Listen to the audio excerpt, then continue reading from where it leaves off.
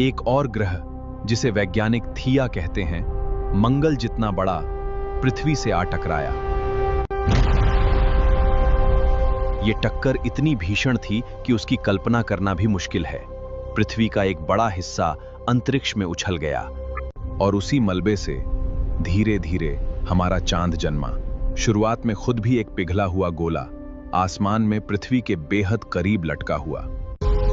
पृथ्वी डगमगाई, फिर से पिघली, फिर धीरे धीरे ठंडी होने लगी। लाखों वर्षों तक आकाश से पत्थरों की बारिश होती रही। उल्कापिंड, धूमकेतु, बर्फ के विशाल टुकड़े, कुछ तो पहाड़ों जितने बड़े। इस दौर को वैज्ञानिक लेट हेवी बॉम्बार्डमेंट कहते हैं।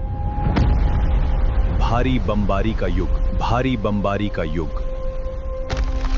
हर टक्कर के साथ धरती की सतह पर एक नया गड्ढा बनता और साथ ही हर बर्फीले धूमकेतु के साथ थोड़ा थोड़ा पानी भी आता गया। ज्वालामुखी लगातार फटते रहे, राख आकाश में उड़ती और धीरे धीरे उस राख से घने भारी बादल बनने लगे। फिर एक दिन, जिसे गिनना असंभव है, पहली बारिश हुई।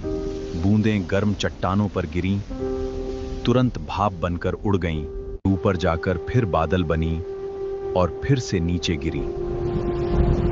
यह चक्र लाखों वर्षों तक चलता रहा, बिना रुके, जब तक धरती की सतह इतनी ठंडी नहीं हो गई कि आखिरकार पानी टिक सके, बहने लगे, गड्ढों में इकट्ठा होने लगे।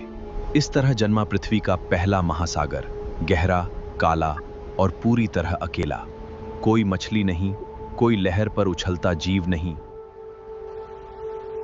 बस पानी और चट्टान का मौन मिलन। आसमान में न सूरज साफ दिखता था, न कोई तारा, बस राख और धुएं का एक मोटा, स्थायी पर्दा, जिसके पीछे पूरी दुनिया धुंधली नारंगी रोशनी में डूबी रहती।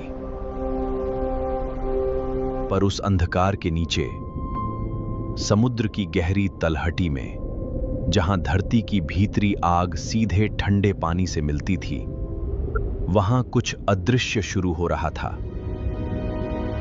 गर्म खनिज युक्त पानी की धाराएं ऊपर उठतीं और उनके इर्द गिर्द रसायन आपस में मिल रहे थे, टूट रहे थे, फिर से नए ढंग से जुड़ रहे थे।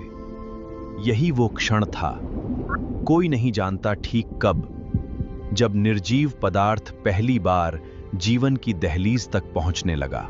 ये दुनिया डायनासोरों से 4 अरब वर्ष पुरानी थी। कोई पेड़ नहीं, कोई पत्ता नहीं, कोई सांस लेने वाला जीव नहीं, सिवाय लहरों और फटते ज्वालामुखियों की गूंज के।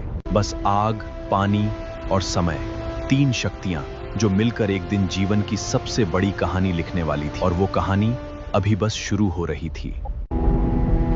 समय बीतता गया, इतना ज्यादा कि इंसानी दिमाग के लिए उसकी कल्पना करना भी कठिन है। समुद्र अब शांत हो चुका था, पर धरती अब भी पूरी तरह अकेली थी। न कोई पंछी बोलता, न कोई लहर किसी मछली को हिलाती,